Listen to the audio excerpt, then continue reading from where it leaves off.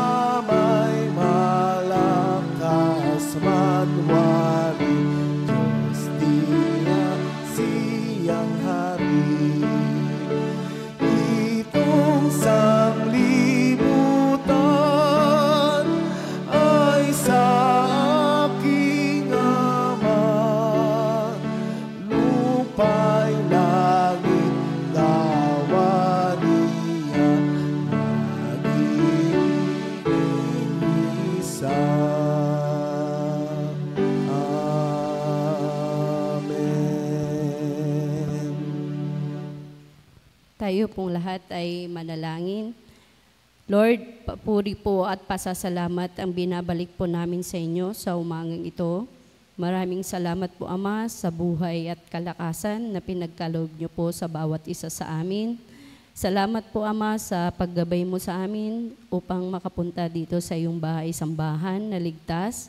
At i-bless niyo po, Panginoon, ang bawat isa na narito ngayon. I-bless niyo rin po, Panginoon, ang aming tagapagsalita sa iyong banal na salita, O Lord, at ito po yung aming magagamit sa aming pang-araw-araw na pamumuhay. Patawad po, Ama, sa aming mga nagawang pagkakasala.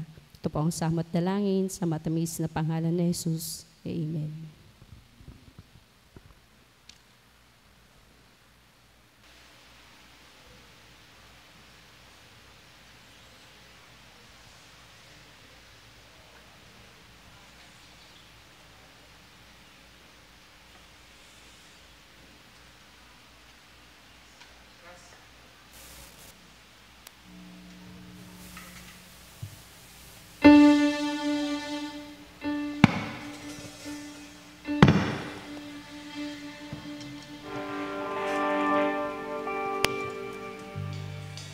Magandang umaga po sa ating lahat.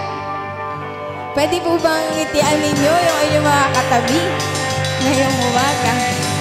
Amen. Hindi balanse nun. Parang wala pa yung mga classmate nyo po sa kabilang row. Amen. Sabi sa awit, sabi niya, "Give thanks to the Lord, for He is good. His love endures forever." Yung faithfulness ni Lord, it extends mula noong henerasyon nila Abraham hanggang ngayon. Amen? Pwede po bang tayong lahat ay sama-samang umawit at awitan natin ang Panginoon na tapat sa lahat ng panahon?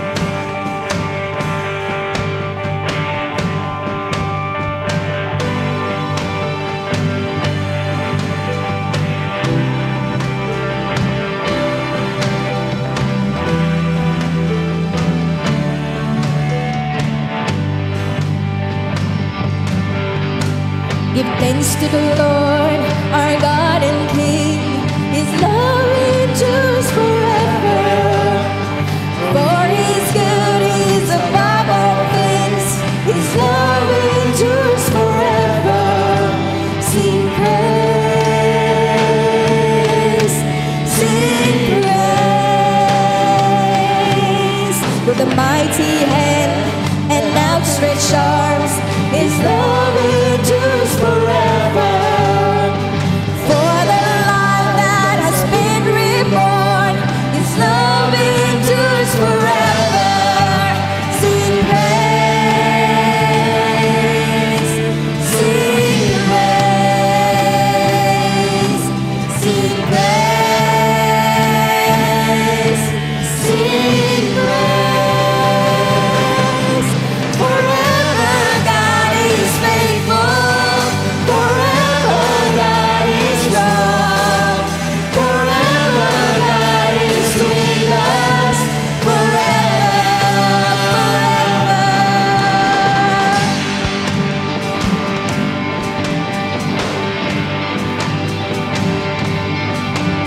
From the rising to the setting sun, His love endures forever. Peace of God we will carry on. His love endures forever. Sing praise,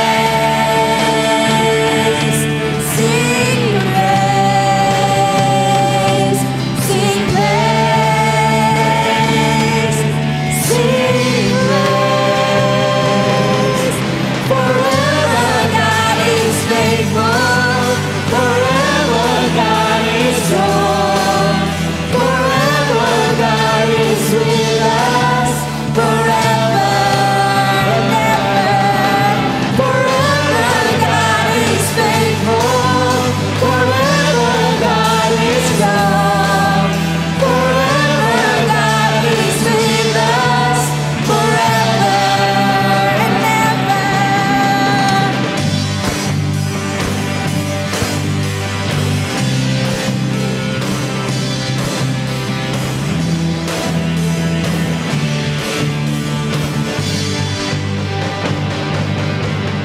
Sing praise,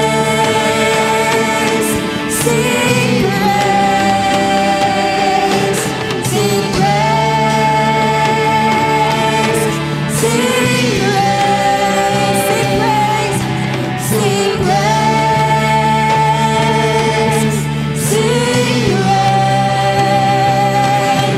sing praise, sing praise. Forever God is faithful.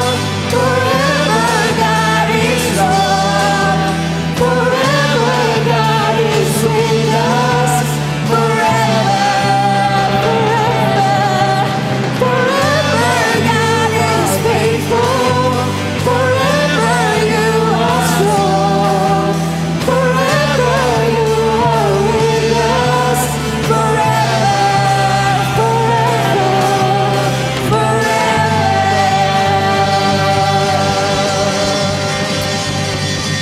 Amen. Hallelujah.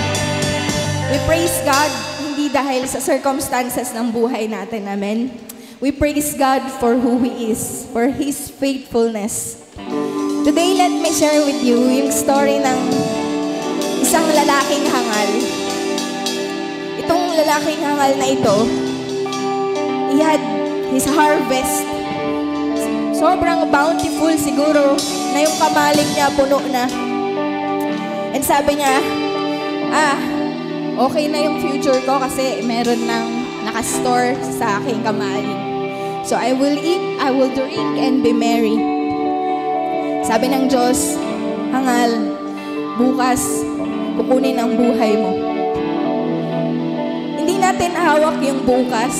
Hindi natin alam kung buhay pa tayo kinabukasan. And so wala tayong karapatan to boast about tomorrow. Only God knows. And this song, sabi niya, you had been faithful in my life. I challenge you today to put our hope hindi dun sa mga bagay na material na alam natin. Siguro some of us have insurance. Siguro some of us have secure jobs.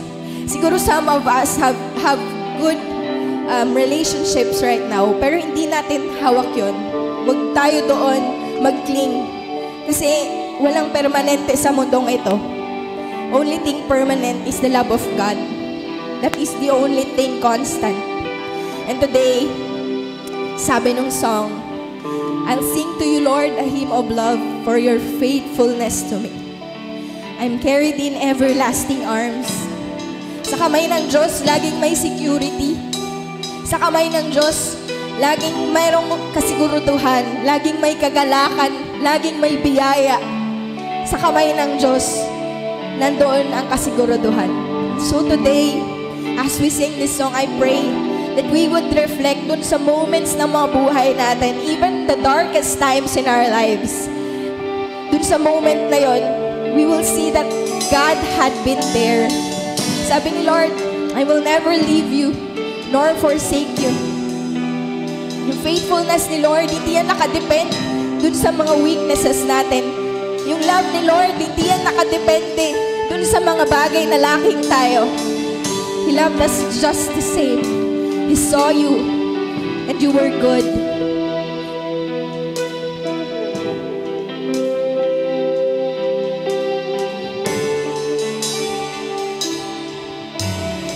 You are forever in my life. You see me through the seasons. Cover me with your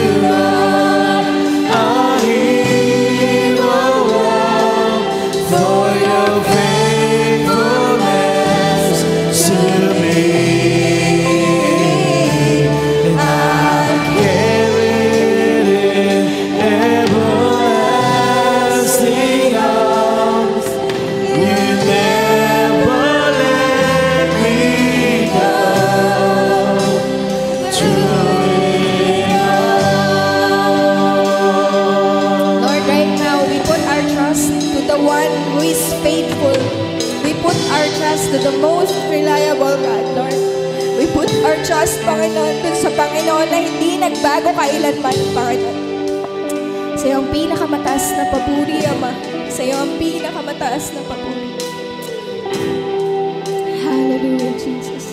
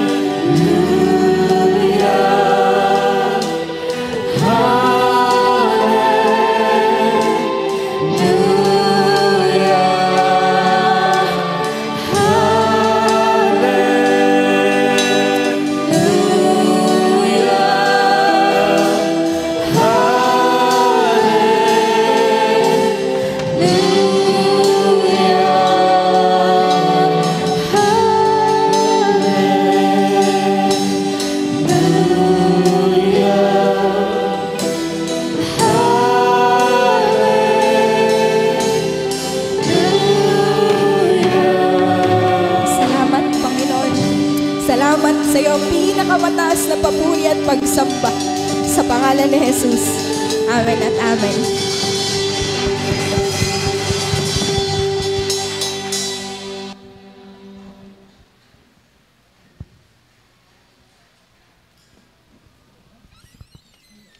Sagutang pagbasa sa Colossians chapter 3 verse 1 to 11.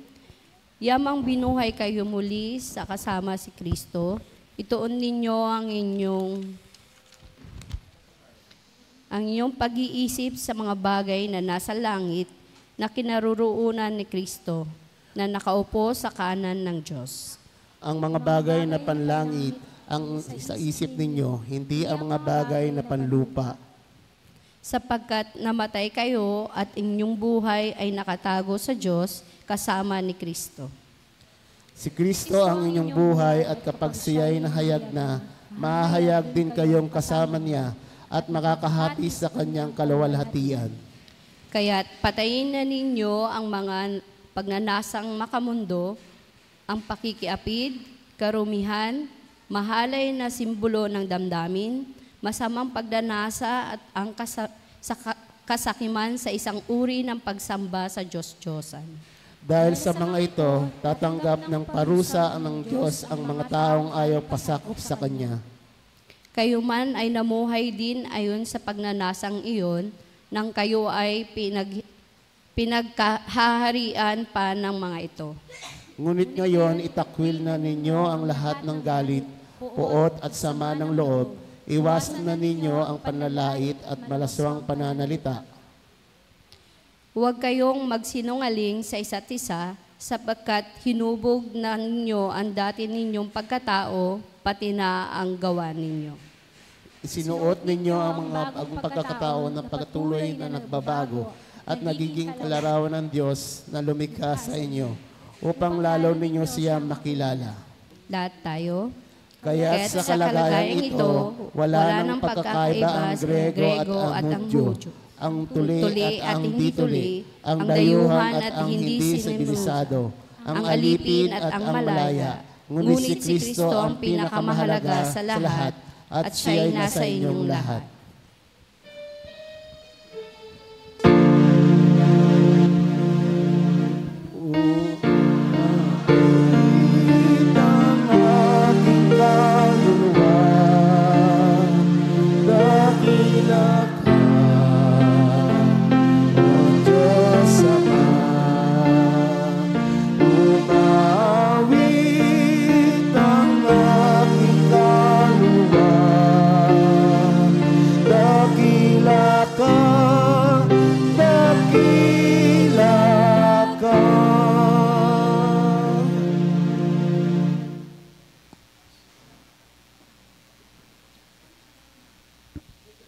Purihin ang Panginoon.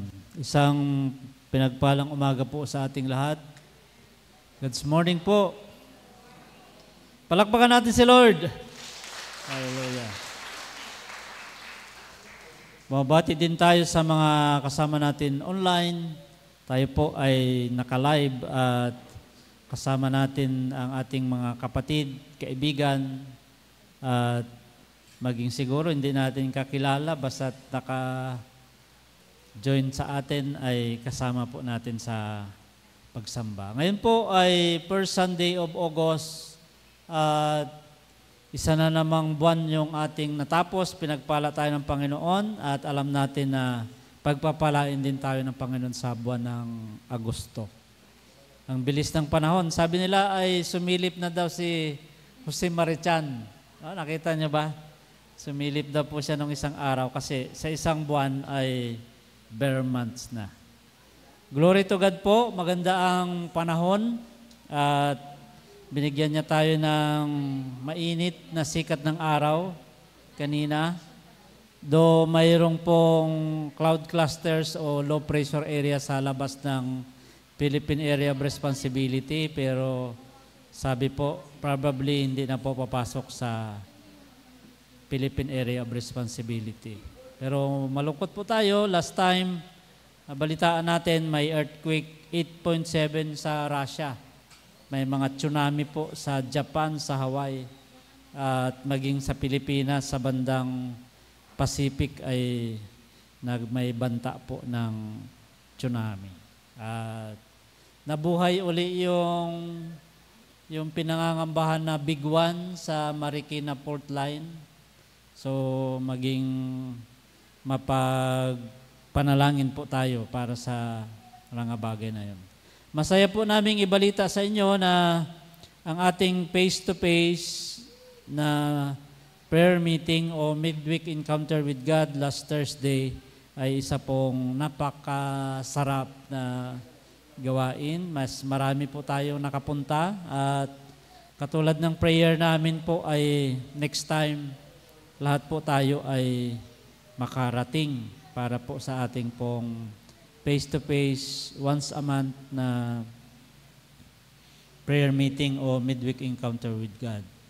Supposed to be po ay mayroon tayong live dawn prayer last Saturday, pero nabago po yung workers meeting namin, naging first Saturday. So sa Orani gagarapin kaya mas maaga.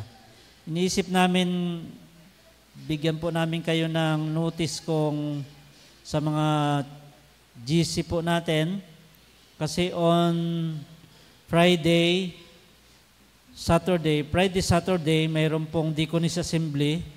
Samahan ko po si Deaconess natin sa Nueva Ecija. Pero hoping na makarating kami ng pagtansya po namin, kaya po namin makarating dito ng hating gabi o madaling araw kasi uwi po kami ng Friday. Ay mag-announce po kami ng ating pong FaceTime na dawn prayer via Google Meet. Yun po yung natin, next Saturday. Then yung preda natin ay kasi may adjust din yung gawain ng mga kabataan, baka i-adjust po natin din sa susunod na Sabado yung preda. Kasi dapat ay overnight ng mga young people sa Friday, yun nga po yung pagpunta namin sa Nueva Ecija. Kaya probably po ay next Friday and Saturday po yung gawain ng mga kabataan. Ganun din po yung preda. Okay. So yun po yung ating mga announcement. Patuloy po tayong maging mapanalanginin sa lahat ng pagkakataon at sa lahat ng bagay. Sama-sama po tayo na yumuko, katagpuin ng ating Diyos at maranasan ang presensya niya sa ating pong panalangin. Dakilang Ama, narito po kaming muli. Pinagpapasalamat sa iyo ang pagkakataon na sambahin ka namin sa Espiritu at sa katotohanan. Sa isang Diyos, Ama naming lahat na hindi nagpapabaya, kumakalinga, nagpapala, patuloy na nagmamahal at nagpapatawad. Salamat po sapagkat mas handa niyo po kaming yakapin kaysa parusahan. narito po kami na humingi ng tawad sa lahat ng aming mga pagkukulang at pagkasala.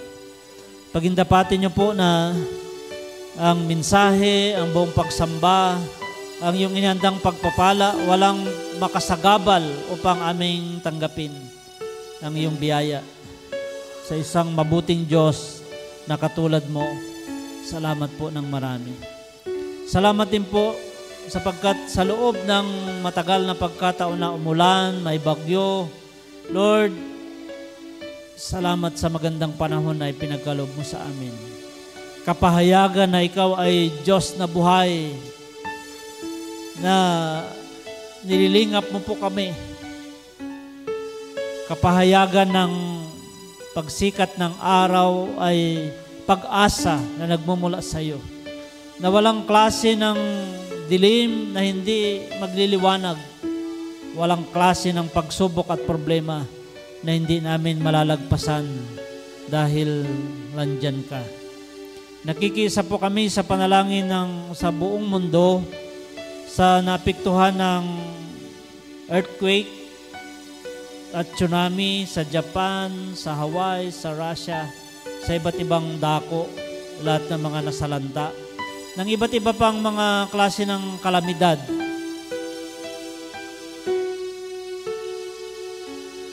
Kung mayroon kang gustong sabihin sa buong mundo, sa pamagitan ng mga nangyayari, Panginoon, Lord, kami na yung mga anak, marinig po namin, makita po namin ang gusto mong sabihin.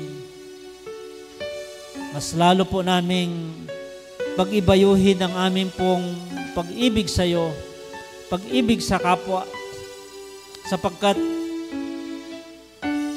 hindi po namin alam ang susunod na araw. Walang katiyakan ang lahat maliban sa iyo, na ikaw ang katiyakan, na ikaw ay hindi nagbabago. Ikaw pa rin ang Diyos noon, ngayon at magpakailanman.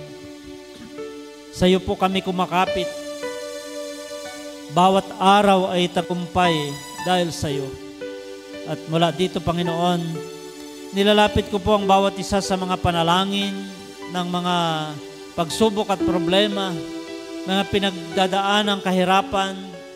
Panginoon, nandito po ang iyong mga anak, sila na mga nasa online na nagpapalingap sa iyo, humingi ng tulong, nagpapasaklulo, kailangan ng ganito, kailangan ng ganyan. Lord, ikaw po ang may-ari ng lahat ng bagay at kaya mong gawin, walang imposible sa iyo, walang mahirap sa iyo.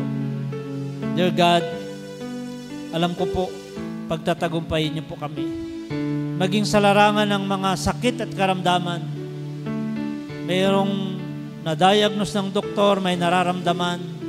In the name of Jesus, you are our Jehovah Rapha, and we claim healing by the power of your stripes on the cross, by the power of your holy blood. Pagpalaan niyo po, Panginoon, ang mga may karamdaman, maging sila na ipinapanalangin namin na nasa ibang lugar o nasa hospital na iwan sa bahay. In the name of Jesus, I speak healing. Ibalik niyo po ang nawalang lakas. Ibuhos niyo po ang iyong kapangyarihan sa amin. At kaya mong gawin ang higit pa sa aming iniisip at hinihingi. Pagpalaan niyo po kaming lahat.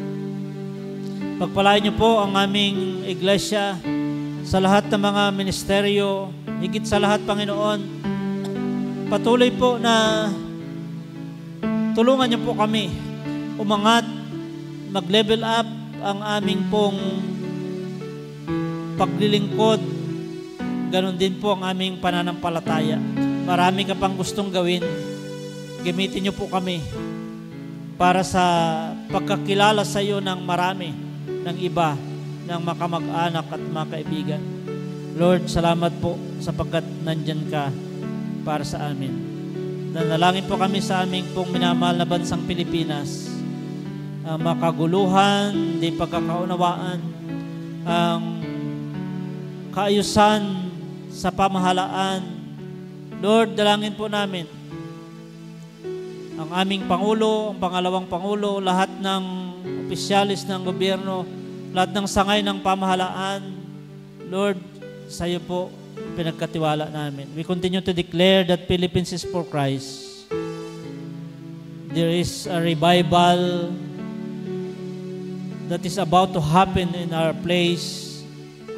Lord, isali niyo po kami sa gagawin niyo po. Use us, Lord, in the end time harvest. Dalangin po namin ang buong Filipino Evangelical Methodist Church, ang aming mga obispo, ang aming President ng PIMC, former Chief Justice Renato Puno, lahat ng mga pastors, deaconesses, and lay people. Salamat po sapagkat ikaw ay ikaw. Alam po namin na mayroon pang magandang bagay na gagawin mo sa aming lahat. Salamat, ikaw may taas at madakila. Ito pong aming mga panalangin sa matamis at makapangyarihang pangalan ng aming Panginoong Kristo. Amen at amen.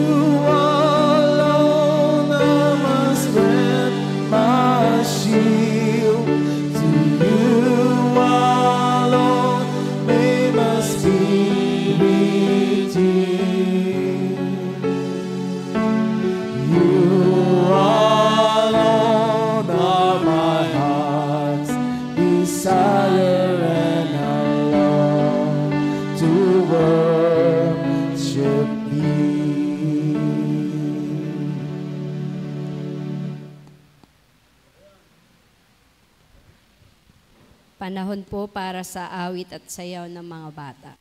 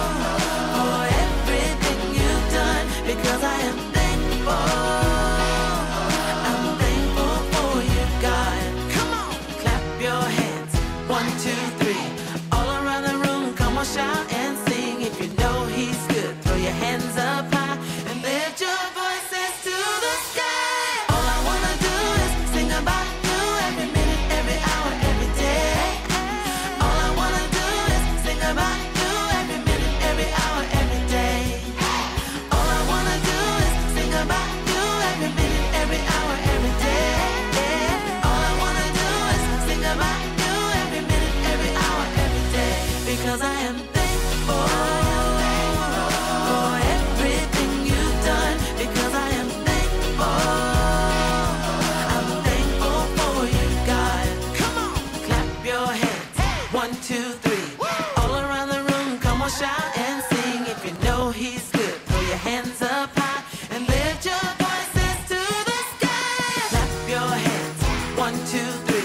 All around the room, come on, shout and sing. If you know he's good, throw your hands up high and lift your voices to the sky. All I wanna do is sing about you every minute, every hour, every day. All I wanna do is sing about you every minute, every hour, every day. All I wanna do is sing about you every minute, every hour, every day. All I wanna do is sing about you every minute, every hour, every day. Because I am thankful for everything you've done. Because I am thankful. I'm thankful for you, God.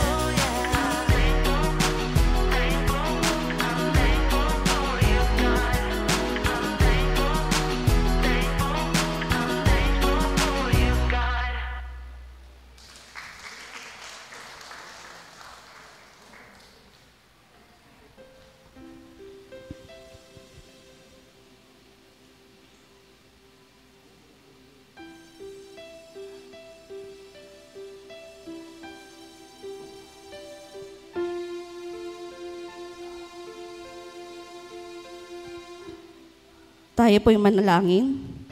Panginoon, maraming salamat po sa buhay at kalakasan ng mga batang ito.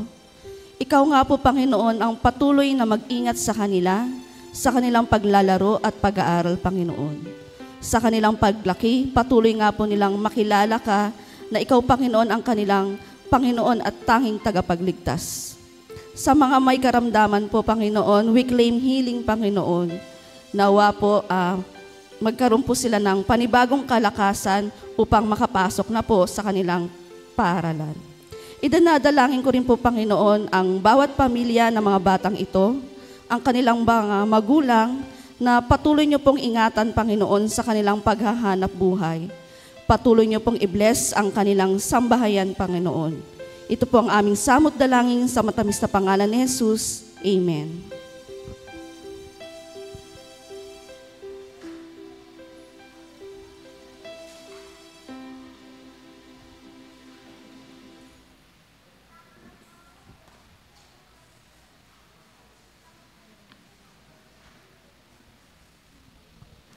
Samahan niyo po ako sa pagbasa ng ating banal na kasulatan. Sa Lumang Tipan, Hosea, Kabanatang 11, talatang 1 hanggang 11. Ito po ang nasusulat. Nang bata pa ang Israel, siya'y aking minahal at tinawag ko ang aking anak mula sa Ehipto. Ngunit habang siya'y tinatawag ko, lalo naman siyang lumalayo. Lagi na lamang siyang naghahandog sa mga Baal at nagsusunog ng insenso sa mga Diyos-Diyosan. Ako ang nagturo kay Efraim na lumakad. Inakay ko siya sa kanyang paghakbang, ngunit hindi niya kinilala ang pag-aalaga ko sa kanya.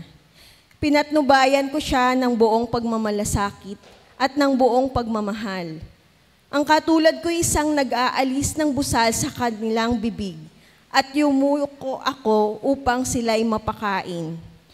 Magbabalik sila sa Ehipto at paghaharian ang Assyria, sapagkat ayaw nilang magbalik sa akin.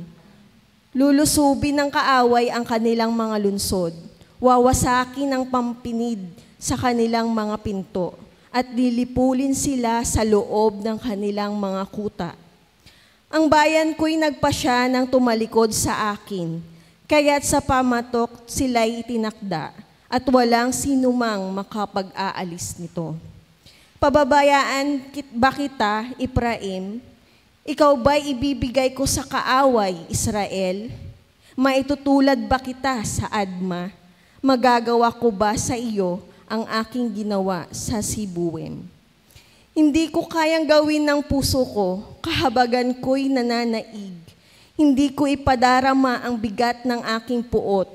Hindi ko na muling sisirain ang Efraim.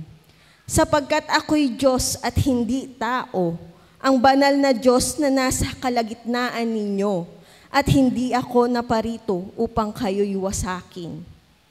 Susundin nila si Yahweh, Siya'y uungal na parang leon at mula sa kanluran nanginginig na darating ang kanyang mga anak na lalaki.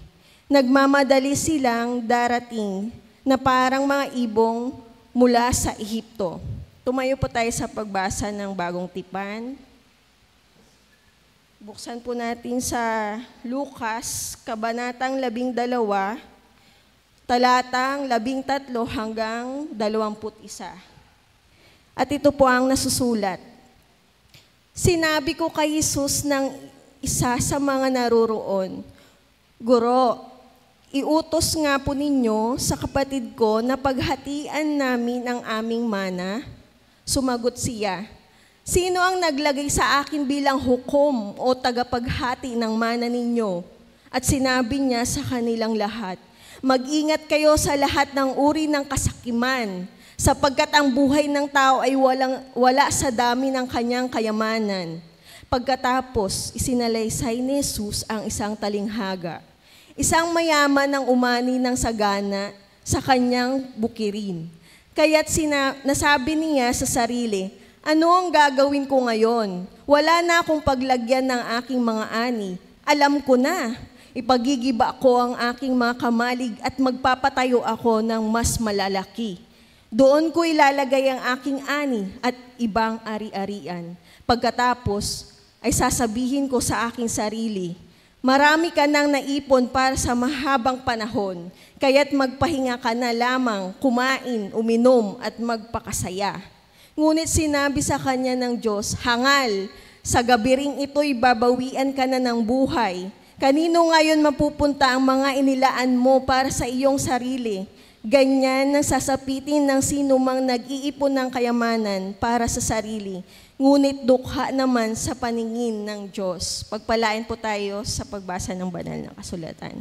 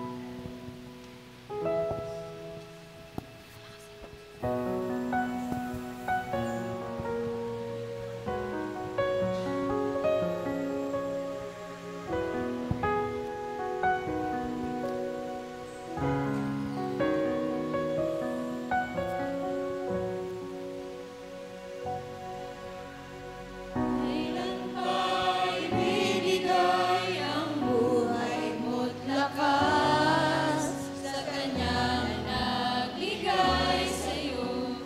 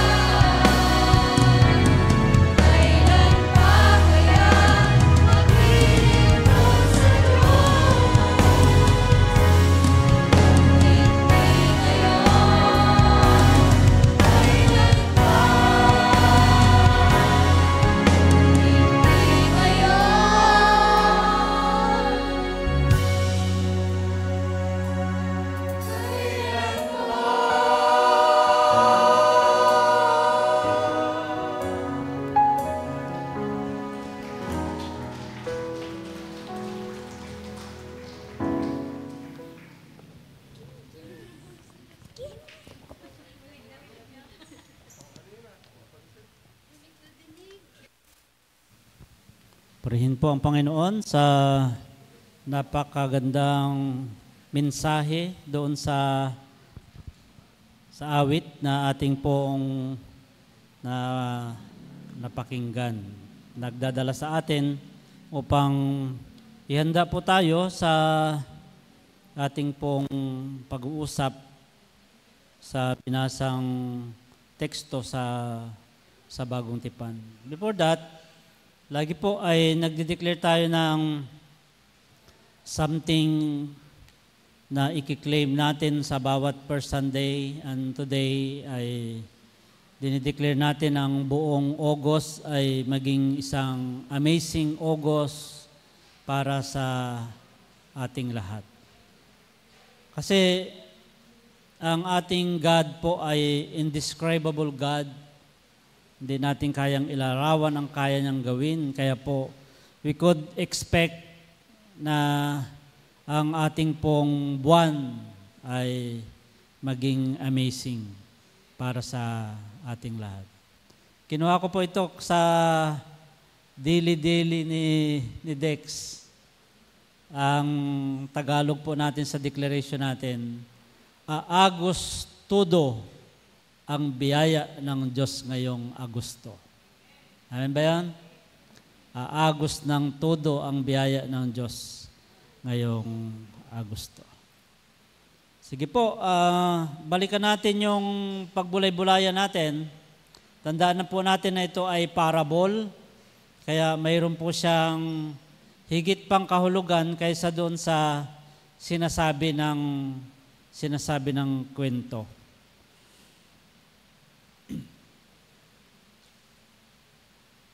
Puntahan natin yung parable, verse 16. Pagkatapos isinaysay ni Jesus ang talinghagang ito. Ang bukirin ng isang mayaman ay umani ng sagana. Kaya't nasabi niya sa sarili, ano ang gagawin ko? Wala na akong paglagyan ng aking ani. Gigibain ko ang aking mga kamalig. Bagtatayo ako ng lalong mas malalaki. Doon ko ilalagay ang aking ani at ari-arian at sasabihin ko sa aking sarili, ayan, marami na akong ari-arian. Hindi na ako kukulangin habang buhay. Kaya't mamamahinga na lang ako, kakain, iinom at magsasaya. Verse 20, ngunit sinabi sa kanya ng Diyos, hangal, sa gabing ito'y babawian ka ng buhay. Kanino mapupunta ang mga bagay na inihanda mo sa iyong sarili? Ganyan ang sasapitin ng nagtitipon ng kayamanan para sa sarili, ngunit dukha naman sa paningin ng Diyos. English version, verse 20, but God said to him, you fool, this very night you will have to give up your life. Then who will get all these things you have kept for yourself? And Jesus concluded, this is how it is with those who pile up riches for themselves, but are not rich in God's sight. Let us pray. Aming Ama at aming Diyos, patuloy po kaming nagpapailalim sa iyong biyaya ng karunungan mo, ng presensya ng iyong banal na Espiritu. Ikaw po ang aming dakilang guro. Tulungan niyo po kami at ang aming pong pag-aaral ay makabuluhan. Patuloy namin makita po ang gusto mong sabihin sa amin sa oras na ito para sa aming pang-araw-araw na buhay.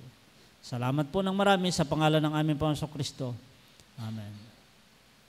Ang kwento po o yung parable ay nagsimula sapagkat mayroong lumapit sa ating Panginoong Kristo at ang sabi niya, Guro, iutos ka po niyo sa kapatid ko na ibigay sa akin ang bahagi ng aking mana. Sabi ni Jesus, sino ang naglagay sa akin bilang hukom o tagapaghati ng mana ninyo? At sinabi niya sa kanilang lahat, mag-ingat kayo sa lahat ng uri ng kasakiman, sapagkat ang buhay ng tao ay wala sa laki ng kayamanan.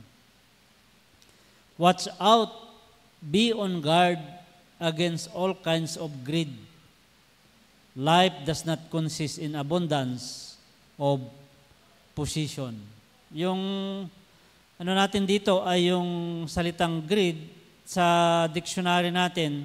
Ang kanyang kahulugan po ay intense, unselfish desire for something, especially for wealth, power, sabi niya, or food. Yung intense, sabihin, masidhing kagustuhan, masidhing kasakiman, na magkaroon ka ng bagay. Siguro ang isa pang kahulugan ng greed ay walang kakuntintuhan. Hindi mo masabi kung kailan ba talaga yung sapat para sa iyo. Kasi yun yung sinasabi ng story natin. Hanggang kailan tayo masabi na sapat para sa atin. So, mayroon akong nadaanan, sabi niya, kasalanan bang maging mayaman? Hindi naman po. Nakita ko rin po ito kay Dr. Olukuya sa facebook.com. It is not a sin for believers to be rich. Poverty or riches can never be a yardstick for going to heaven or hell. So maraming kwento, 'di ba, doon din sa mayaman at sa Lazaro. Pag biglang tingin, parang kapag mayaman ka, kasalanan, mapunta ka sa impyerno. Pag mahirap ka, ay maligtas ka. Pero hindi naman yun talaga yung kahulugan. Hindi yan batayan kung mahirap ka o mayaman. Ngayon, mag-speak ako sa Olongapo, sa group nila Kuya Fred Apog, mamayang 2:00. Nagpagawa sila sa akin sa mensaheng ito, ng mga tanong na pagbulay-bulayan nila, kasi after service, mayroon silang Sunday school. Ang isang ginawa ko, saan matutokso ka ng iyong kasakiman? Kapag marami ka o wala ka?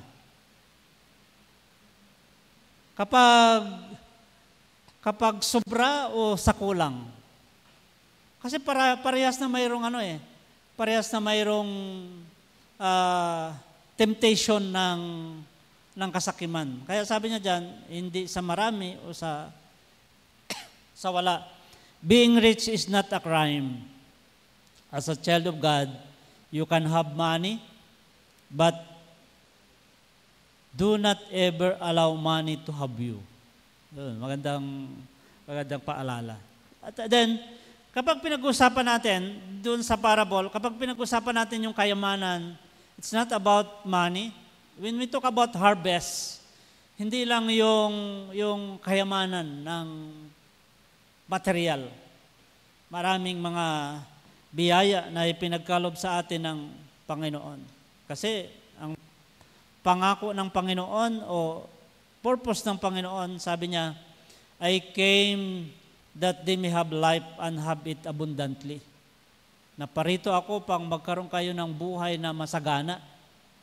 Naparito ako pang magkaroon kayo ng buhay na ganap at kasiyasiya. Ibig sabihin, masagana. Yan ang pangako ng Panginoon sa atin. Yung buhay na masagana, again, iniisip natin, hindi lang maraming pera ang ibig sabihin. So, puntahan natin po yung parable na kwininto ni Jesus doon sa magkapatid at sa lahat ng mga taong nandoon na mag-ingat sa lahat ng uri ng kasakiman. Verse 16. Sabi niya po sa kwento, dito po sinimulan, ang bukirin ng isang mayaman ay umani ng sagana. He spoke a parable to them, saying, the ground of a certain rich man brought forth plentifully. It is God's intention for us to harvest plentifully. Malungkot ang Diyos kung magtanim ka pero wala kang maani. Malungkot ang Diyos kung magnegosyo ka, malugi ka. Malungkot ang Diyos kung mag-aaral ka, hindi ka makatapos. Malungkot ang Diyos sa lahat ng mga bagay na hindi natin ma-achieve. Kasi gusto niya maging matagumpay tayo. Ibig sabihin, gusto niya. Intention niya. Kaya nga, inilagay ko pa rin dyan para makita natin yung pangako ng Panginoon, I came that they may have life, have it abundantly. Gusto ng Diyos na mag-ani tayo ng masagana, magkaroon tayo ng harvest plentifully, bountifully, masaganang buhay ang para sa atin. Kasi siya ay Diyos ng paglago. Ano natin yung good harvest, yung sa ating pong spiritual life. Ayaw ng Panginoon yung, di ba sabi, ang pananampalataya ay nagsisimula maliit, parang butil ng mustasa. Ayaw ng Panginoon na butil na lang siya ng mustasa, na maliit siya hangga-hangga. He is a God of growth. Gusto ng Diyos na umunlad tayo, lumago tayo sa lahat ng bagay. So, umani siya ng masagana. Natutuwa ang Diyos kapag tayo po ay nagtatagumpay. Ngayon, ito yung problema. Sa verse 17, sabi ng mayaman na umani ng sagana, sabi ng magsasakang umani ng sagana, ano ngayon ang gagawin ko? Sabi niya, puno pa yung kamalig ko, umani na naman ako ng marami. Alam ko na, sabi niya, I will do this. I will pull down my barns, build greater, and there I will store up my crops and my goods. Alam ko na, sabi niya, gibain ko yung kamalig ko, magtatayo ako ng mas malalaki, doon ko iipunin lahat. Balikan natin yung definition ng greed kanina, yung intense and selfish desire for you to have everything.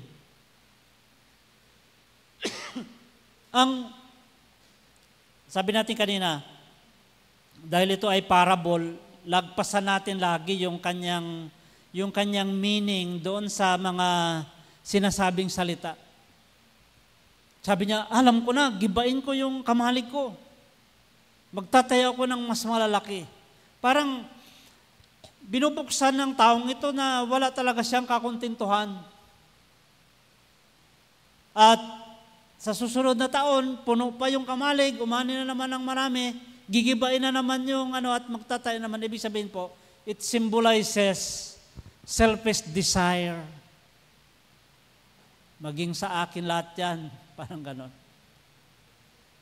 Actually, yung great harvest ay magandang problema. Kayo po, alibaw kung tayo, puno pa ang kamalig, nag-aani ka ng masagana, ano ang maisip mo? Di ba mayroon namang ibang solusyon na mas maganda? Dito sa magandang problema.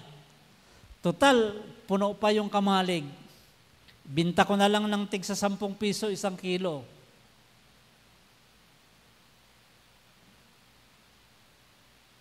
Mayroong mga bagay na dinadala yung Panginoon. Hanggang sa dulo po ay i-challenge tayo ng parable.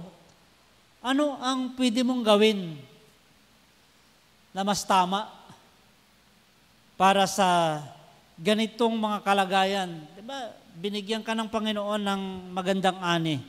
Yan po ay magandang problema.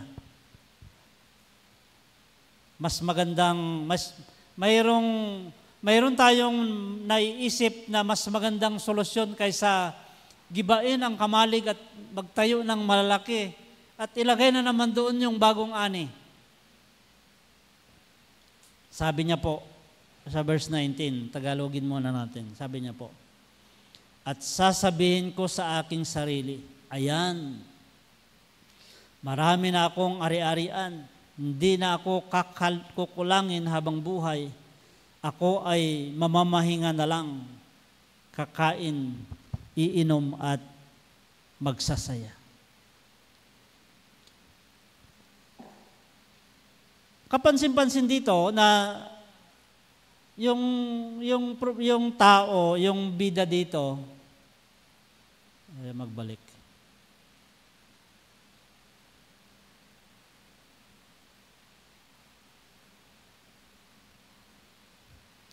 Ibalik ko po kayo sa verse 18. Sabi niya, mula sa verse 17. Mapapansin natin na yung tao, sabi niya, and he thought within himself, what shall I do? Ano ang gagawin ko? I will do this, I will pull down, I will store, and I will tell to myself. Iniisip niya, habang nire-resolve niya yung problema niya, iniisip niya lagi ay yung sarili niya. Mayroon pang isang habang naalala ko yung sarili. Sa church daw, o maging sa bahay siguro, mayroon daw yung apology. Alam niyo yung apology? Sabi daw nung tao, ako na lang ng ako. Ako na nga ang nagsaing, ako pa ang maghugas ng plato. Sa church din, di ba? Sa church, mayroon din ganon. Ako na lang ng ako. Pero pag-isipin naman natin, yung mga bagay na yun, habang ikaw ng ikaw, ay mas nakakabuti naman sa'yo. Kasi nakakapaglingkod ka. Dito naman, sa tekstong ito, mapapansin natin na kinakausap niya yung kanyang sarili, kaya sabi ko, mayroon akong nilagay dyan. Kasi sabi niya hanggang sa dulo, I will say to myself, sasabihin ko sa sarili ko, marami ka ng ipon, magpapahinga ka na lang, ikaw ay magkaroon ng magandang buhay, kakain ka na lang, iinom at magsasaya. Napansin natin po na kinakausap niya yung kanyang sarili. Kaya sabi ko po dyan, talking to yourself once in a while is healthy. Wag lang dalasan. Subukan nyo, kapag hindi mo kinakausap yung sarili mo, hindi rin healthy. Yung pupunta ka sa salamin, di ba, kinakausap mo, gwapo ka noon, gwapo ka pa rin ngayon, gano'n. Ano na kaya yung buhay? Yung nasa duyan ka, nakatingin ka sa malayo. Pero sabi nga, pag madalas na kinakausap mo yung sarili mo, hindi na daw yun healthy. Nakuha po natin. Yung mayroon ding impact, yung self-talk, positive, saka negative. Kinakailangan nakausap natin ng sarili natin. Ang tawag doon ay self-realization, self-actualization. Kinakailangan na kausapin natin yung ating sarili. At sa ibang konteksto, ang tawag doon ay pangarap, visioning. Kaya sabi ni Dr. Frank Harvey, dreams and visions are the language of the Holy Spirit. When you are talking to yourself, kaya dito, natin dito na may pangarap ka, paano ba kalaki? Hanggang saan? Kasi baka malagpasan mo yung boundary ng gusto mo sa'yo na lahat at mapunta ka doon sa temptation ng greediness. Ayaw mong, kasi pag selfish ka, gusto mo ikaw lang eh. Wala sila, ikaw lang mayroon. Hindi sila magtagumpay, ikaw lang magtagumpay. Yun yung mga boundary ng greediness. Hindi naman masama ang mangarap ng malaki. Because that is the language of the Holy Spirit. Pero dapat, mayroong purpose. Yun yung isang laman nito. Ang isang laman nito ay nangangarap ka, mayroong hangganan yung sapat sa'yo. Pero ano ang gagawin mo doon sa sobra? Kasi yung pagpapahalaga mo doon sa mayroon ka at doon sa sobra, na-practice mo noong wala ka, pero nagbibigay ka pa din kahit na hindi sapat sa'yo. So magkakarugtong. Pero narito ang pinakamasakit na parte ng parable. Hangal. Di ba, yung tao, nangangarap siya, sobrang saya niya. Nandiyan pa yung ani, may inani na naman, nakaisip siya ng paraan, gibain niya to, magtatayo, ilalagay na naman niya yung lahat ng mga inani. Yun yung kanyang naisip na solusyon. Tapos, mayroong nakialam. Sabi nung nakialam, hangal. Ngayon din, babawian ka na ng buhay. Yung word na nakialam, ito ay salita na galing doon sa nagmumuni-muni. Pero yung nakialam na ito, yun talaga yung dapat na nagmamay-ari ng mando ng buhay ng tao. Tuloy natin. Yung Tagalog po niya, hangal. Sa gabiring ito'y babawian ka na ng buhay. Kanino ngayon mapupunta ang mga inilaan mo para sa iyong sarili? Kaya,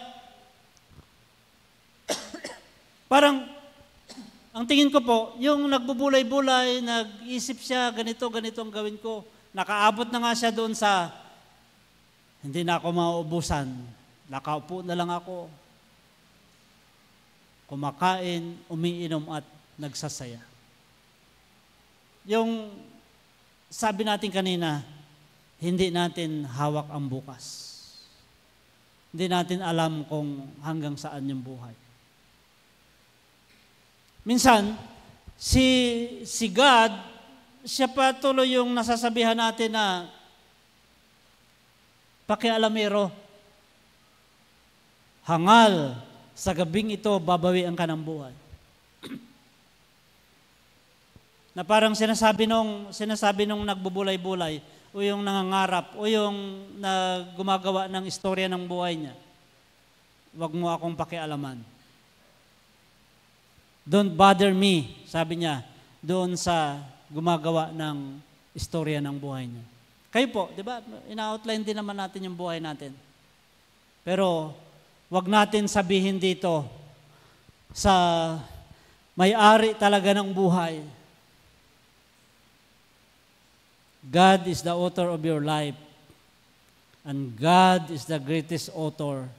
Trust Him to write the story of your life. Hayaan natin, mas maganda, i-invite natin yung Diyos sa istorya ng buhay natin. Every page of your life story should be with God, by God, and for God. Kapag isulat natin yung story ng buhay natin, mayroon ba kayang page na wala ang God? Kasi hindi natin siya winelcome, hindi natin siya sinali. At para bang kayang-kaya natin ang lahat ng bagay dahil alam ko yan, kaya ko yan, ginagawa ko yan. Well, in fact, the great harvest is impossible without God. Hindi mangyayari ang pagtatagumpay kung walang Diyos? Sa ano na lang, sa sakahan, pagkakaroon ba ng magandang harvest kung hindi pasisikatin ng Diyos yung araw?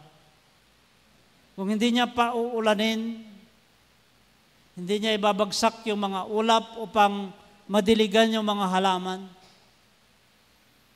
Kung walang magandang soil, walang magandang lupa na pinagtubuan ng iyong mga itinanim. Lagi pang pinagmamalaki ng tao, pinagpaguran ko yan.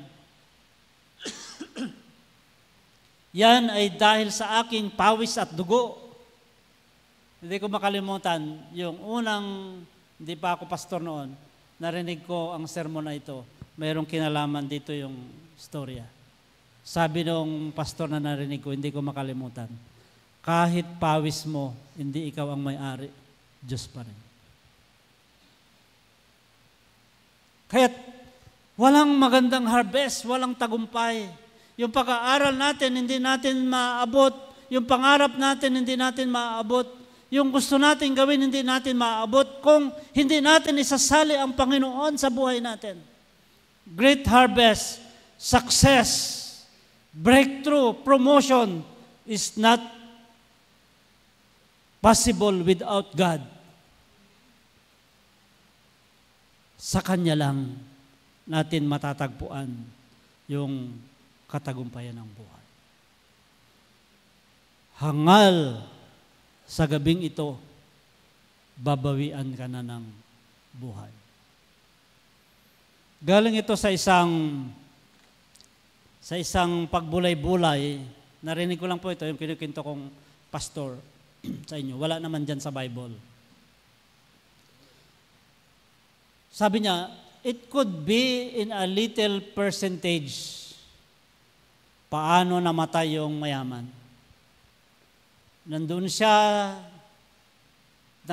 naiayos niya na yung kanyang kamalig, maayos na yung kanyang buhay, pero maraming yung mga tumulong sa kanya upang magsaka, magtanim, maggapas, maglinis ng kanyang bukirin.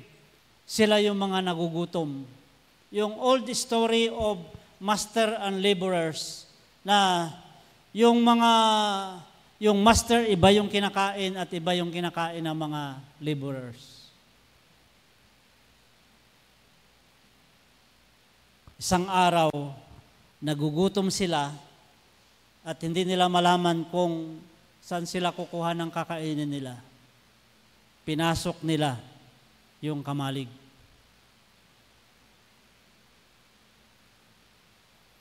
Yung may-ari na pinagtatanggol niya yung kanyang ari-arian ay napatay nila.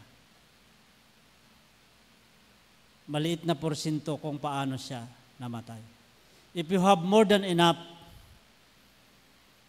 God give these blessings to us and are intended to share to others.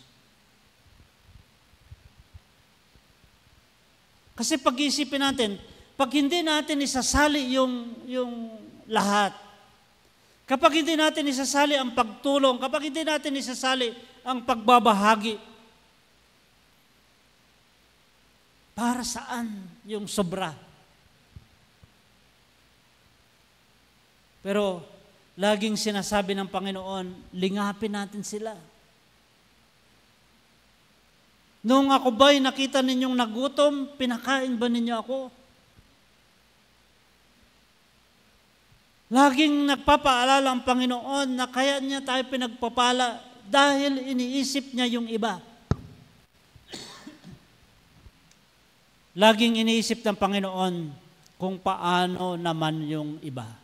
Kaya yung sinasabi na pinagpala ng maliit, pinagpala ng katamtaman, pinagpala ng malaki pag pinagsama-sama. Sobra para sa lahat. Yan ang gusto ng Panginoon na paraan para sa atin.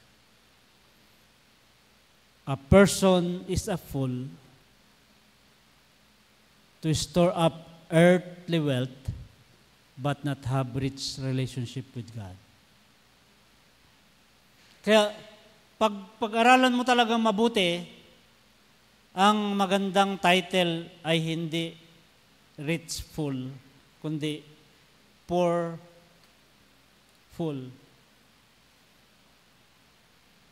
Mayaman lang siya. Meron kong nakita, hindi ko na ilagay dyan. Sabi niya, there are poor people that the only things they have is money. Mayroong taong mga mahihirap sa paningin ng Diyos. Ang mayroon lang sila pera. Pero ang tinutukoy sa parable natin ay ganyan ang sasapitin ng nagtitipon ng kayamanan para sa sarili, ngunit dukha naman sa paningin ng Diyos. Ipunin natin yung para sa Diyos.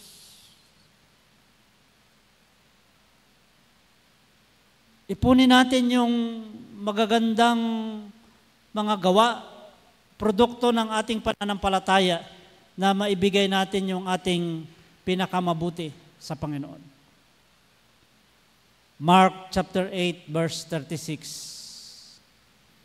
For what will it profit a man if he gains the whole world and loses his own soul? Makamit mo man yung lahat, sabi niya dyan, makamit mo man ang lahat ng kayamanan ng mundo, pero mapapahamak naman yung iyong kaluluwa.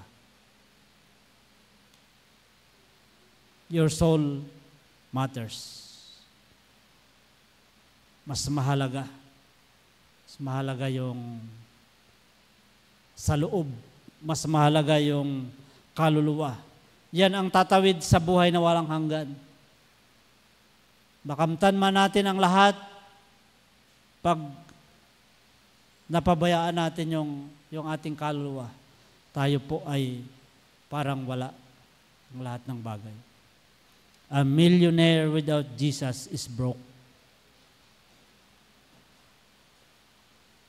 Mayroon man tayo ng lahat ng mayroon dito sa mundo, pero wala tayong Jesus sa buhay natin, parang wala ang lahat ng bagay. Kaya ang ganda po yung kinanta ng choir, mayroon siyang challenge para sa atin na inuugnay sa mensaheng pinag-uusapan natin, na ang buhay natin hindi natin hawak. Kailan pa natin ibibigay yung buhay natin sa Panginoon? Kailan tayo maglilingkod? Kapag wala ng pagkakataon at sa kahuli na yung lahat. Huwag natin hayaan na lumipas ang araw na hindi na natin kayang maglingkod. Hindi natin na ibigay yung para sa Diyos. Kasi yung pag-ipon ng kayamanan, lahat ng gagawin mo na mayroong kinalaman sa pananampalataya mo, nag-ipon kayo ng kayamanan sa langit. Yung pera, hindi siya madadala. Di ba? Paano natin ma-store? Hindi mo pwedeng yung cash ay maipon na kayamanan sa langit. Kailangang i-transfer mo siya sa aksyon ng pananampalataya. Mayroong certain amount na gusto mong i-store sa langit, itulong mo sa kapwa mo. Bigay niyo po sa church, itulong natin sa Preda.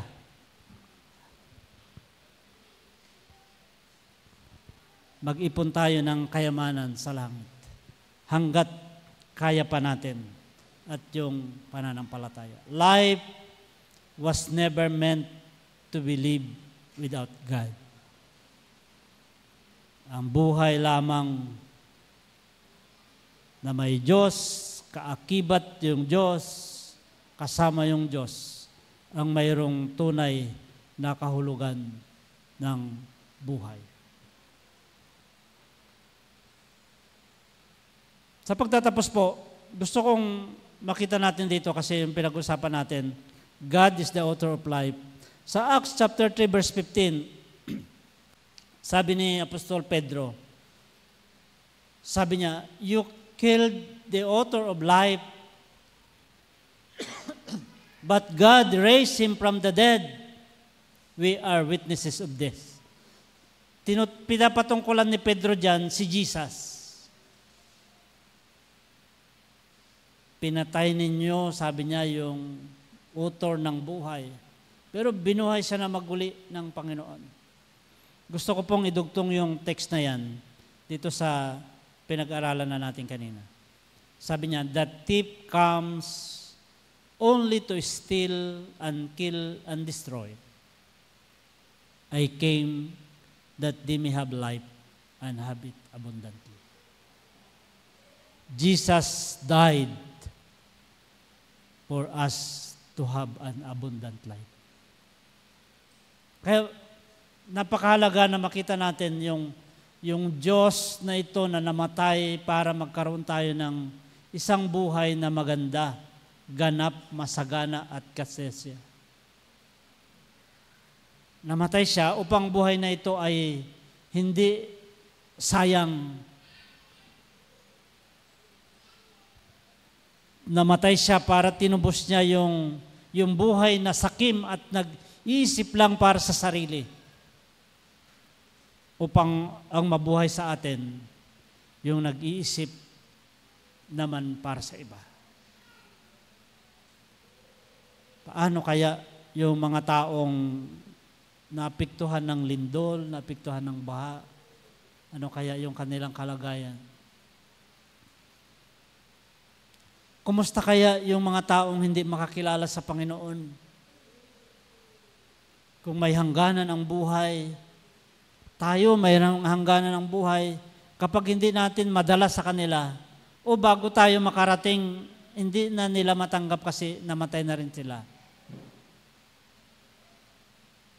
Mayroong kahulugan ang buhay na gusto ng Panginoon. Reach toward God in everything that we have.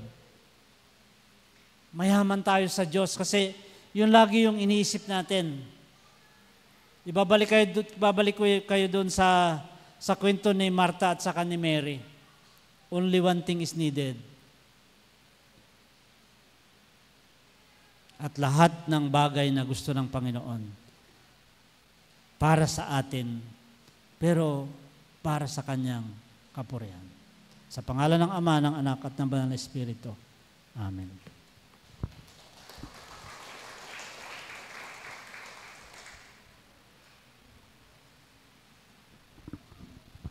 Panahon po para po sa pagbibigay ng ating mga handog.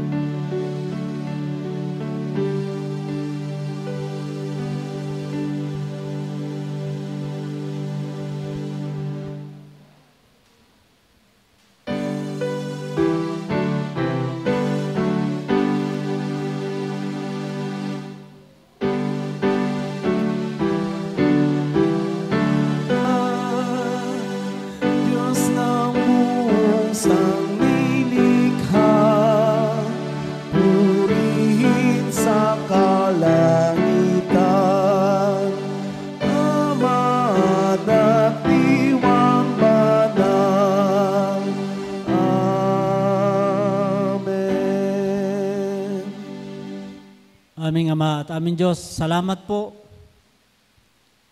sa mga biyaya at pagpapala na higit pa sa sapat na ipinagkakalob mo sa amin.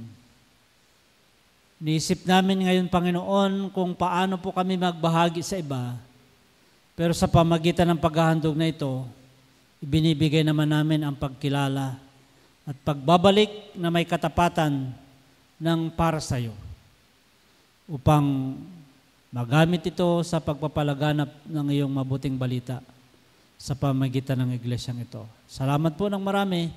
Ikaw ang may taas at madakila, magbalik sa iyong mga anak ng siksik, liglig at maapaw ang kanila pong pinagkaloob. Sa pangalan ng aming Panginoong Kristo. Amen. Ating pong ganapin ang iniwan sa atin na pangako at paalaala ang banal na hapunan o banal na komunyon.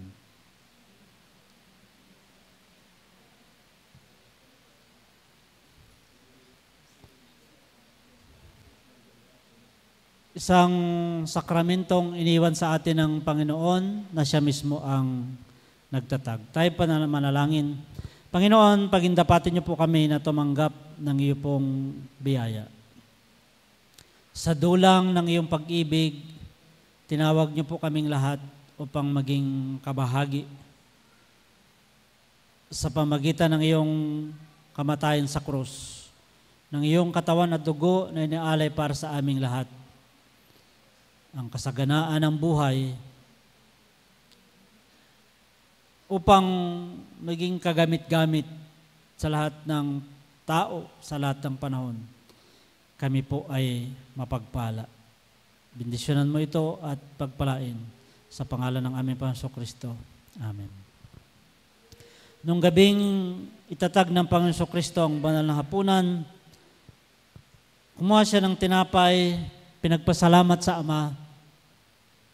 Kanya itong pinagpera-peraso at sinabi niya sa kanyang mga alagad, kunin ninyo ito at kanin. Ito ang aking katawan na inialay para sa inyo.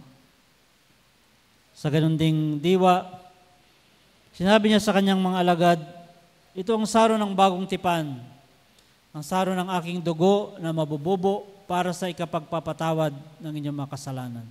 Kunin ninyo ito at inumin at magkakaroon kayo ng kaugnayan sa akin. Sabi ng Panginoon, ito ang aking katawan, ito ang aking dugo, inialay para sa inyo. Lahat po tayo ay makinabang at sa pagdampot natin ng tinapay at pagginom ng katas ng ubas, alalahanin natin ang buhay na inilaan ng Panginoon para magkaroon tayo ng buhay na ganap at kasiyasiya. Pagpalain tayo ng Panginoon sa ating gawain. Magkaroon po tayo ng 2 linya papunta dito sa harap. At gawin natin ito na mayroong pagpapasalamat sa kadakilaan ng Panginoon.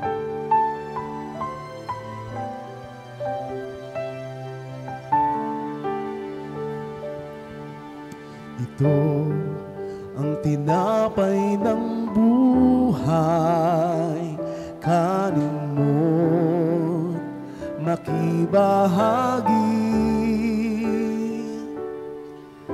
Ito ang tinapay ng buhay, kanin mo't makisa.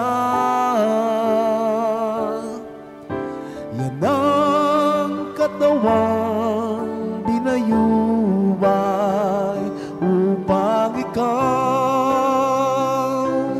ay mabuhay.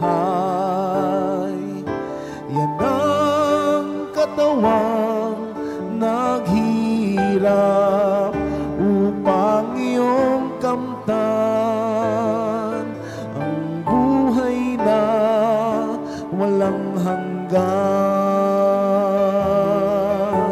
Ito ang saro ng bagong tipan, inumin mo ibahagi. Ito ang saro ng bagong tipan, inumin mo't makisa. Yan ang dugong dumanak upang ikaw ay luminis. Yan ang dugo ni Kristo na para sa iyo doon sa Kalbaryo ay tumigis. Ito ang tinapay ng buhay. Ito ang saro ng bagong tipan. Yan ang katawang binayubay. Yan ang dugong itinigis. Ito ang aking patunay. Ako'y kasama niyang namatay. Ito ang aking ipahahayag na magbabalik si Jesus. Yan ang katawang binayubay upang ikaw ay mabuhay. Yan ang katawang naghirap upang iyong kamtan ang buhay na walang hanggan.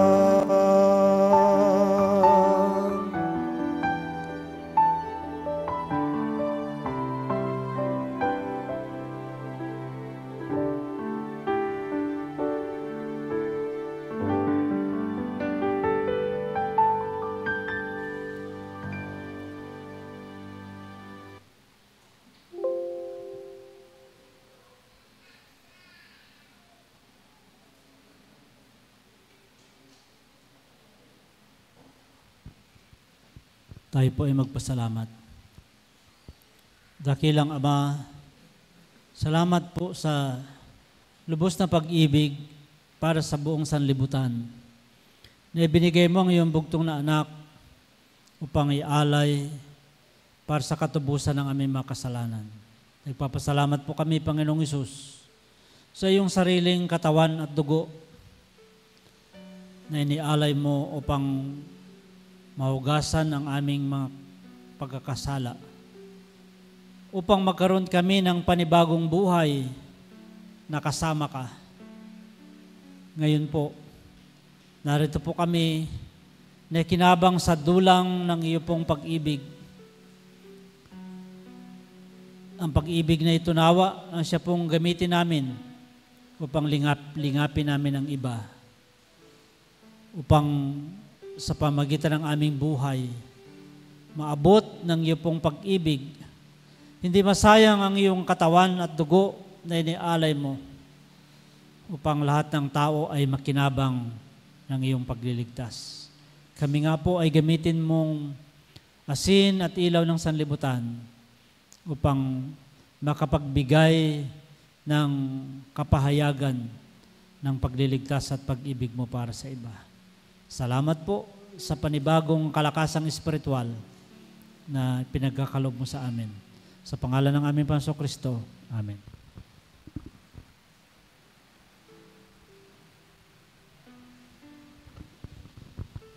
Awit ng pagtatalaga at pasasalamat.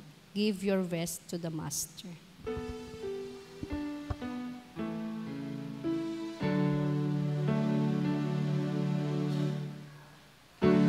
Panginoon ibigay na lakas ng kabataan. Buhay mo at kasiglahan sa pakikipaglaban. Si Jesus ang pamarisan, malakas at matapan. Siyang iyong paghandugan ng iyong kalakasan.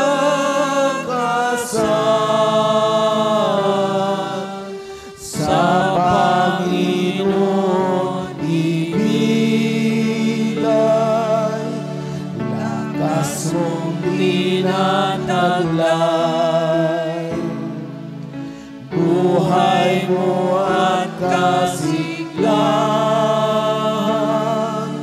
sa pakikipaglaban. Ang puso mo ay ihain,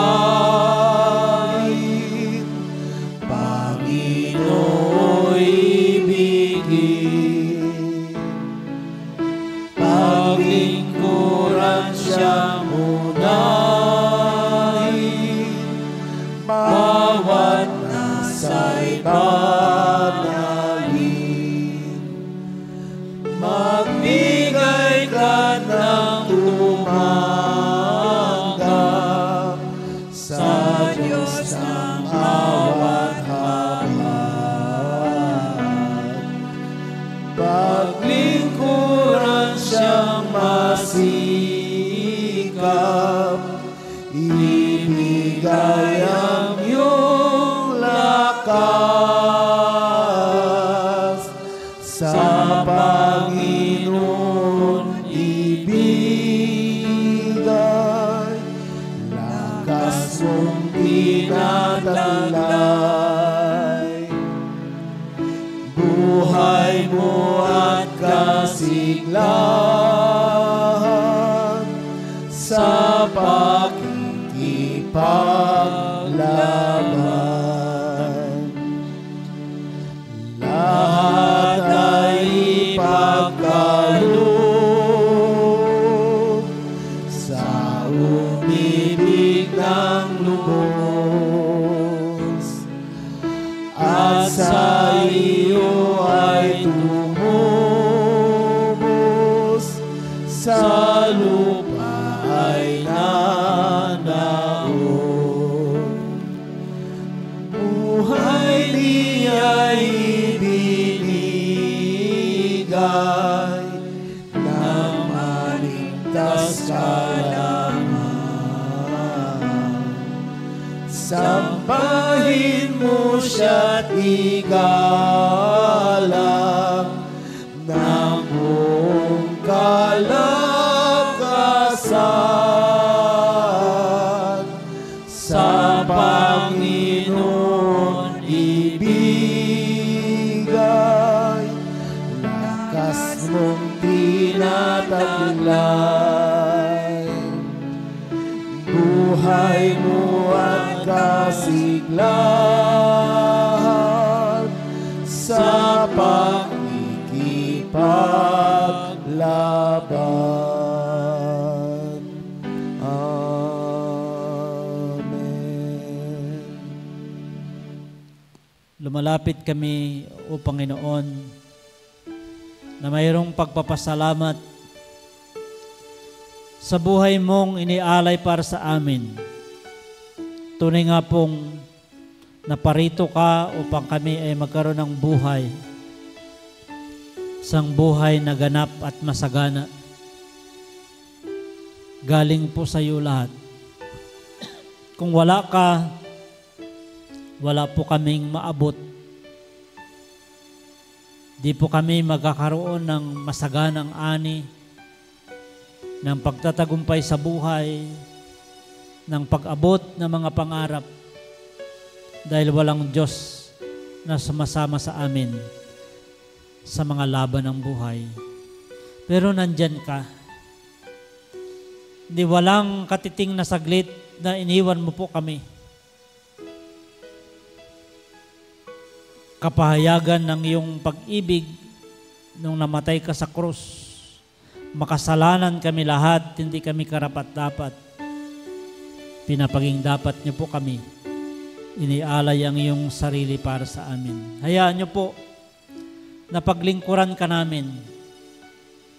At katulad ng aming pinag-aralan, Panginoon, maging mayaman kami sa kaugnayan sa iyo.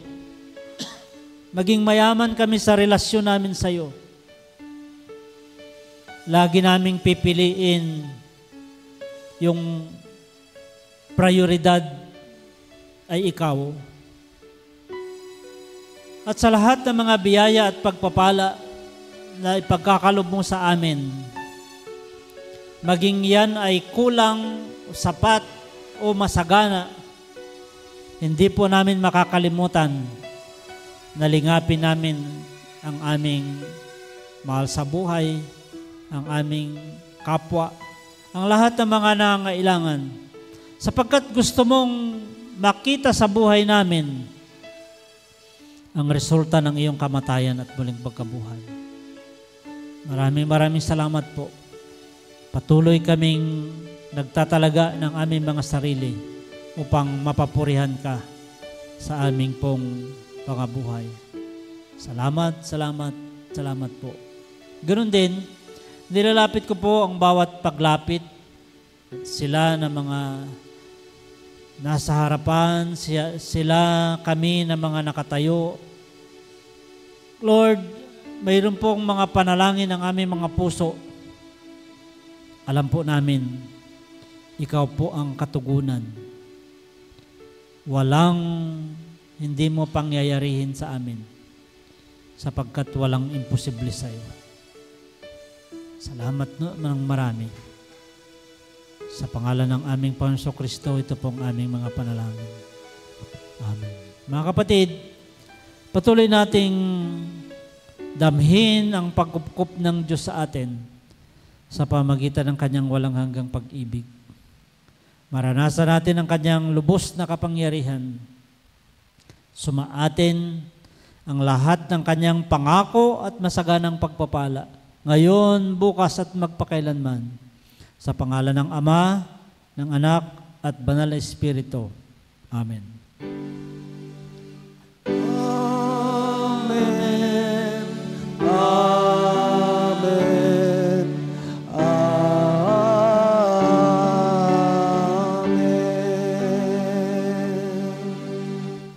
Palakpakan po natin si Lord.